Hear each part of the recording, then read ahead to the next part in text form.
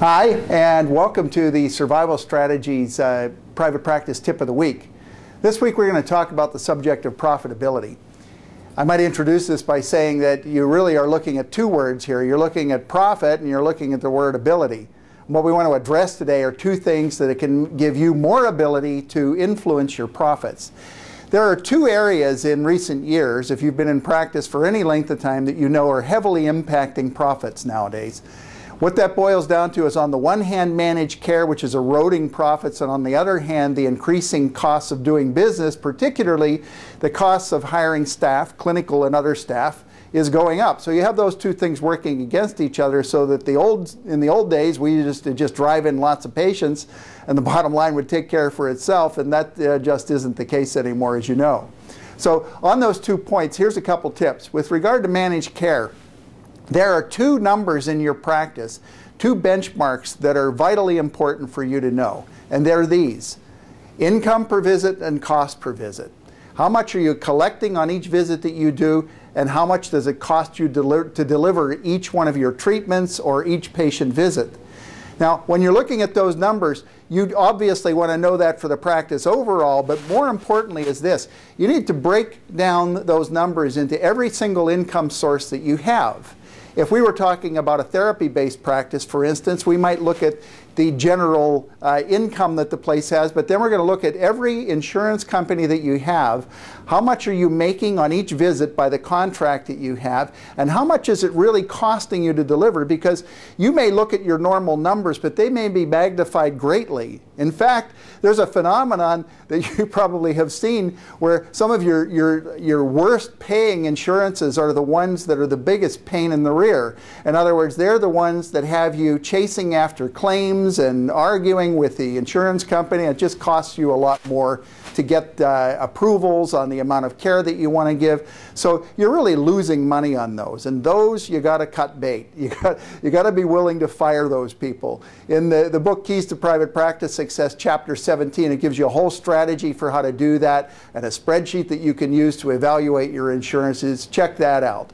But you may also have other income sources from cash-based programs. If you have a wellness program or you have a golf enhancement program, that may be a little more time-intensive, but in the final wash, what you make and what it costs you to deliver that particular program can be a lot higher. Knowing those numbers, you can not only modify the mix of things that you have in terms of your income sources, but you can direct your marketing as well and put your attention on the things that are going to make you the most profitability. So that's on that subject. And as I said, it's covered in a lot more depth in chapter 17 and a whole section in the Keys to Private Practice Success book. Now let's talk for a minute about the other thing here, and that is what it's costing you to hire staff and how productive they are.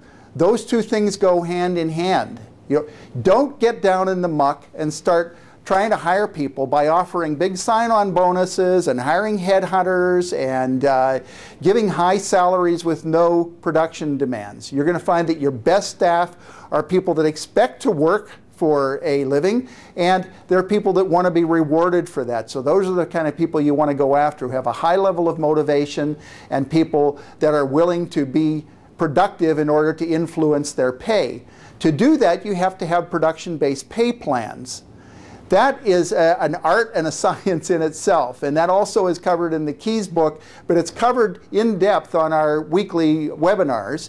We do one webinar called Hiring and Retention that talks specifically about how to structure bonus plans, not just for therapists and not just for clinicians, but also for things like your marketing people based on the volume of referrals, your front desk person. In fact, I'm going to make you a bet on that. Your front desk person, I can almost guarantee you, that person has the ability to make you or lose you $5,000, $10,000 a month just in the way they handle your patients.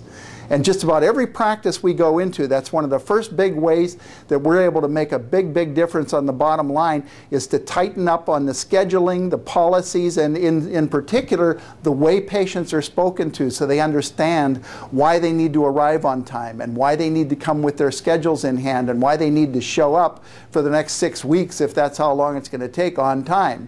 it makes a mammoth difference. So tune in to the webinar on that. That is called, there's one on hiring and retention. The other free webinar is that I do with a CPA friend of mine, Bob Holmes, and we do one on financial planning for improved profits. So those are both free. Tune into them. Let me just show you this real quick. This is the book. This is the Keys to Private Practice Success. The webinar series is based around that. Write down this address. It's www.survivalstrategies.com. That's survivalstrategies.com. You can go on the website. You can order the book. You can log on to the free webinars. You don't have to buy the book to log on to the webinars. Just get in touch with us and start taking part in what we're doing. I would love to help you with that. So have a fabulous week. And remember those two things. Remember managed care. You need to know those two numbers, and you know, increasing staff that you want to promote for the guys that are really highly motivated. Okay?